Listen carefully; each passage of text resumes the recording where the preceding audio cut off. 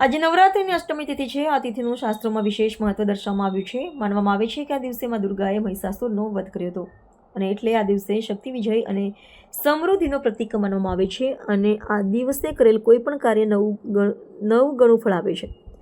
એટલે આજે માતાજીની પૂજાનું વિશેષ મહત્વ છે। ત્યારે આજે અંબાજી માતાજીના રાત્રિના 12 વાગ્યાથી જ ભક્તોનો ધસારો જોવા મળ્યો હતો। વહેલી સવારથી જ ભક્તો મંદિરમાં માતાજીની એક ઝલક જોવા માટે ઉમટી પડ્યા હતા।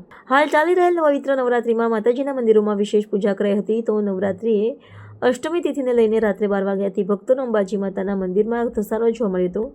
હાલ નવરાત્રિની ઉજવણી થઈ રહી છે ત્યારે આજે નવરાત્રિની અષ્ટમી તિથિ છે। આ તિથિનું શાસ્ત્રોમાં વિશેષ મહત્વ દર્શાવવામાં આવ્યું છે। એવું માનવામાં આવે છે કે આ દિવસે મા દુર્ગાએ મહિષાસુરનો વધ કર્યો હતો અને એટલે આ દિવસે શક્તિ વિજય અને સમૃદ્ધિનું પ્રતીક માનવામાં આવે છે। આ દિવસે કરેલ કોઈ પણ કાર્ય નવ ગણું ફળ આપે છે। એટલે આજે માતાજીની પૂજાનું વિશેષ મહત્વ છે। ત્યારે આજે અંબાજી માતાજીના મંદિરે રાત્રિના 12 વાગ્યાથી જ ભક્તોનો ધસારો જોવા મળ્યો હતો। વહેલી સવારથી જ ભક્તો મંદિરમાં માતાજીની એક ઝલક જોવા માટે ઉમટી પડ્યા હતા। મારું નામ કિરણ જીતેન્દ્ર ભારતી ગોસ્વામી છે। હું આ મંદિરમાં છેલ્લા 60 વર્ષથી સેવા આપું છું। હું પૂજારી તરીકે અહીંયા મંદિરમાં સેવા આપું છું ને અહીંયા મંદિર વર્ષોથી લોકો આઠમમાં પબ્લિક વધતું ને વધતું જ જાય છે। અહીંથી જે લોકો ચાલ્યા ગયા વેસુ અડાજણ તે બી લોકો સવારની પરમાં દર્શન કરવા આવે છે।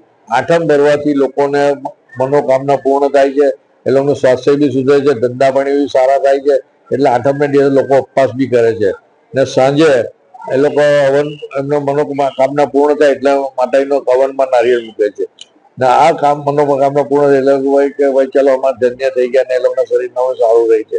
એટલે આ માતાજીનું આઠમ એટલું મહત્વનું છે કે માતાજીના આઠમથી લોકોને બધા ધંધા પાણી બી સુધરે છે, સ્વાસ્થ્ય બી સુધરે છે, બધી રીતે આગળ રહે।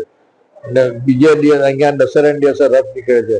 દશેરાના રથ જે નીકળે છે તે આ માતાજીના દરેક મોહલ્લામાં જાય છે। અમુક અમુક એરિયા વાડી ફળિયા છે, સીધમાણી કોટ શેરી બધે જાય છે, પણ મંદિર તરફથી કોઈ બી મોહલ્લામાં લઈ જાય તો પૈસા લેવામાં આવતા નથી ને આ રથ જે લોકો લઈ જાય તો અમારી ખાલી એટલી જ વિનંતી કે મહલ્લાઓ સાફ રાખવા, ઉપર જે તમે તોરણ બાંધો તો 20 ફૂટ ઊંચા બાંધવા। એટલે શું છે કે રથને જ્યારે બી કોઈ અડચણરૂપ થાય નહીં ને ભક્તોને દર્શનનો લાભ મળે એ હિસાબે માતાજી બી દર વર્ષે ભક્તોના ઘરે જઈને દર્શન આપે છે।